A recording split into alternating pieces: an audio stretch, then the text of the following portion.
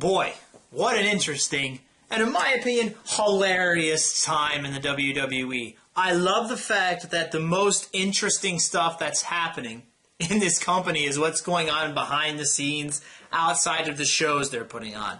It's all the drama backstage. That the part of the show that you're actually supposed to tune in for every week is the least interesting thing they have to offer. Now, as far as CM Punk leaving and that whole business, I'm going to make a separate video about that, giving my thoughts on that, because that right there is probably going to be 5 to 10 minutes long, and I don't want this to be like a 20-25 minute video, so I'll make a separate video about CM Punk. I will say that I'm pretty sure they removed his picture from the signature at the start of the show. I did not see it in there. I even went back to check. I could be wrong, but I don't think it was there. I know they've been confiscating signs and trying to get people to just basically not chant CM Punk, which is really fucking ridiculous. Real quick, I just want to say, like, they didn't do that when Stone Cold left, or maybe they did, but when Stone Cold left, they made an announcement about it. They did it publicly. They made a big deal about Stone Cold. When the Ultimate Warrior, like, took off, stopped appearing to his scheduled dates after he had come back, like, somewhere in the 90s, I think that happened. They made a brief announcement, at least, at the start of one episode of Raw about that. When Kurt Angle left, they made an announcement about it. They did a whole interview with Vince McMahon on it, you know. But when Punk walks out in the middle of his contract, they don't say a fucking thing. They completely disassociate themselves with him outside of the show, and inside of the show, they don't make any mention of him whatsoever. But fans clearly know what's going on, but WWE just pretends to live in this world where they like control what people think and how they react to situations. It's so stupid. Why wouldn't they just address it? Anyway, into this show. Wrestling review for Monday Night Raw, episode for February 3rd, 2014. And the show starts off, jeez, Randy Orton comes out. Then you get Triple H and Stephanie coming out. I will say for Orton, it definitely seemed like somebody walked up to him 5 minutes before he was supposed to come out and said, hey, you know, these people are going to be flipping out about CM Punk. So we need you to burn through your promo as loudly and as quickly as possible. I thought that shit was fucking funny. In fact, I think it's funny in general to watch these guys come out, which it's happening like every week now. First was Daniel Bryan, now it's going to be CM Punk too. The crowd's chanting over the storylines that they're providing because they don't want to see them, because it's fucking garbage. So the crowd just drowns them out. But these people still have to stand there and try to act this out. It's like you're going to a play and everybody's booing what's happening up on stage because it's garbage and nobody wants to see it. They want to see something better. But the producers of the play are like, fuck it. We're going to keep doing it. We're just going to stand there and pretend like the boos aren't happening. Real fucking stupid. So let's talk about Triple H and Stephanie. Randy, maybe you're not the face of the company. Maybe you're not the guy we should be putting all our time in.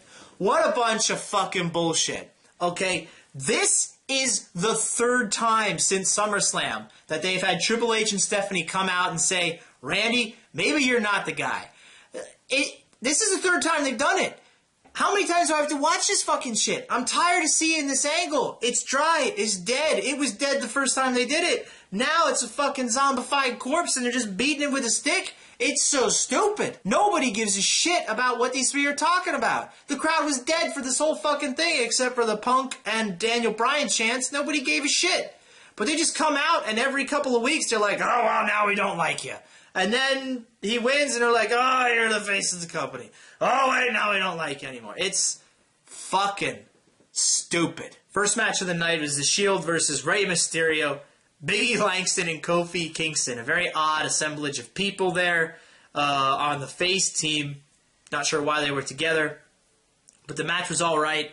I did like the overhead belly-to-belly suplex that Big E Langston did Roman Reigns at one point. That was pretty cool. To end the match, Reigns, he was ready with his big spear for Langston, and then Ambrose tagged himself in and hit his finisher, which I'm pretty sure doesn't have a name yet, even though it's been over a year. But anyway, Ambrose picked up the win, so that kind of had the Shield going back and forth with each other a little bit.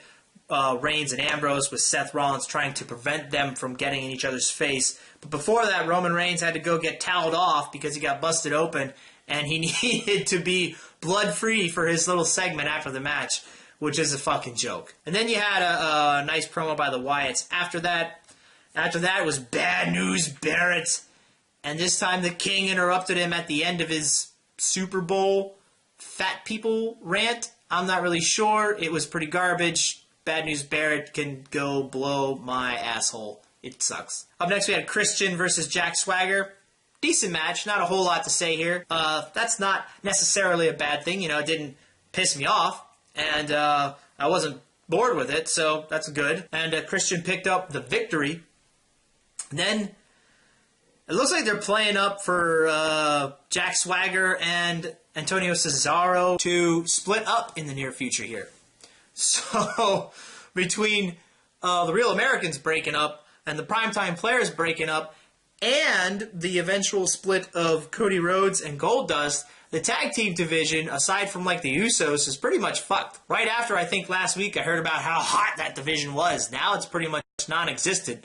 Way to go, WWE. Way to go. Alright, the tag team title match. New Age Outlaws versus Cody Rhodes and Goldust. This time, inside of a steel cage. And wow, this match was boring. I was bored through the majority of this match because the cage was there, but they weren't using it for almost the entire match. And it was pretty much like a regular match, a tag match inside the cage, which just looked fucking weird, first of all, but that it wasn't like a tornado tag match.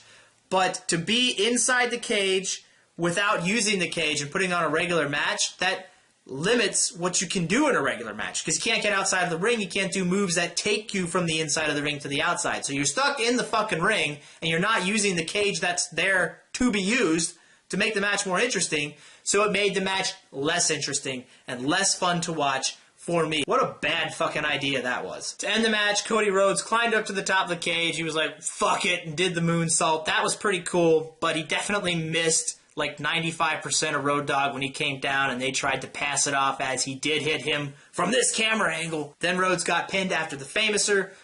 New Age Outlaws retain. So I'm pretty sure you're going to see that breakup between Rhodes and Goldust happen in the next couple of weeks here. Up next, Zack Ryder versus Titus O'Neil.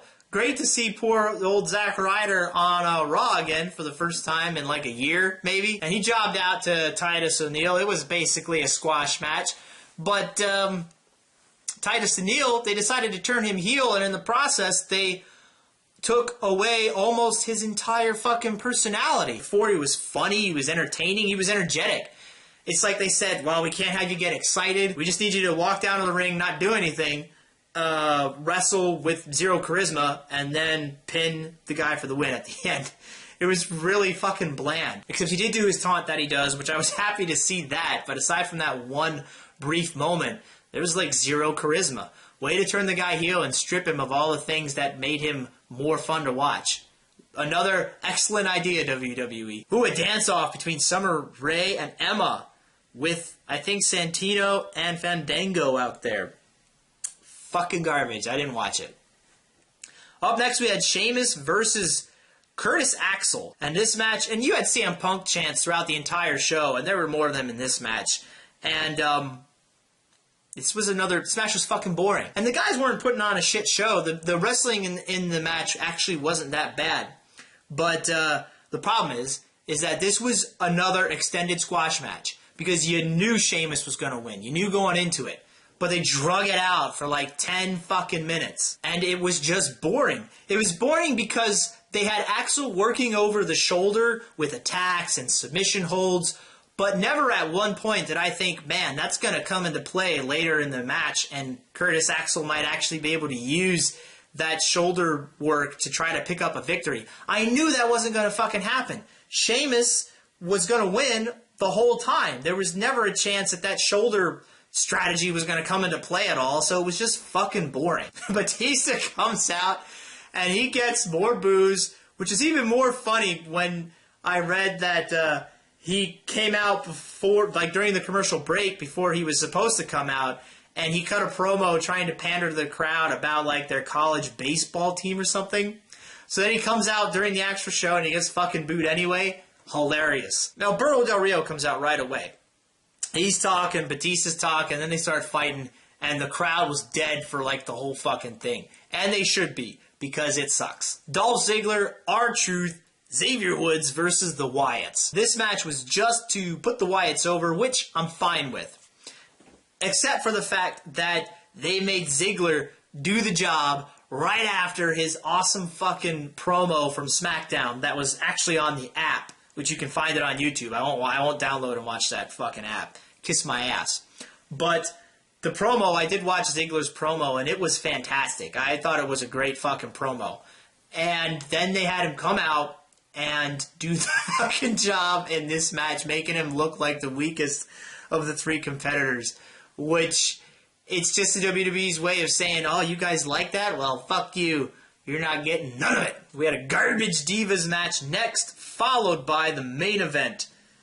Daniel Bryan versus Randy Orton in a very, very solid match. A very good match. This match wasn't a super fast-paced, Daniel Bryan's going crazy all over the place type of match that Randy Orton and Daniel Bryan have done in the past and done very well. This was a different kind of match. What really impressed me with this match was the amount of submission moves that Daniel Bryan was using during this match. He was just running through the repertoire, you know, doing some things I've seen him do, a couple of moves I haven't seen him do, at least in a while. So, you know, he's just very creative with his submission moves, and it's just fun to watch him lock the move in and put it on. I just like the creativity that the guy brings to the ring, that stuff that he's doing that nobody else in the company, in this company, is doing at least. So this match went on for a very long time. There was lots of back and forth, who was in control. It was Daniel Bryan for a while, then Randy Orton, Daniel Bryan, Randy Orton again, and then you had Kane come out. Kane was like, ah shit, Punk's gone, I don't have anything to fucking do, so I'm just gonna come out and piss off everybody by ruining a good match. So he gets out there, but Bryan takes him out, counters the RKO from Orton, and hits Orton with the running knee to pick up the victory. And I was fucking surprised. Not only did Daniel Bryan win clean, but he also overcame interference to pick up the victory. So I did like that the WWE actually did that for him. Put him over in a pretty big way there. But that only lasted for just a minute or two, because then Kane and Randy Orton attacked Daniel Bryan after the match, and Kane chokeslammed him, and there was a pyro botch at the very end before the show went off the air. So to me, that says that they're setting up Daniel Bryan potentially to just move right on into CM Punk's spot to face Triple H at WrestleMania, which I don't really know how I feel about that. On one hand, I'm happy because it's a step up from Daniel Bryan versus Sheamus at Mania, but I think the match will probably be of a lesser quality because I think Sheamus is a better worker than Triple H. So it's like a more important match, but it will be not as good of a match. So I don't really know, man. I guess I could be happier with him having the more important match at WrestleMania. Or maybe that's not what's going to happen. I don't know. There's a ton of fucking rumors out there right now about how everything's going to go down. We're just going to have to see what happens. So overall, I'm going to give this episode of Raw a D+. I mean, there was just a lot of things that I thought were boring. I thought the cage match was kind of a big letdown. That shit at the beginning with Triple H and Stephanie and Randy Orton going through the fucking motions again for the third fucking time. I'm so done with that. You know, but that main event was pretty spectacular, so that's the main reason why it's getting such a high grade of D+. Alright, that's it. JB Squared, 61279 with a wrestling review. I will have that CM Punk video up hopefully tomorrow or Friday, and I will see you guys then.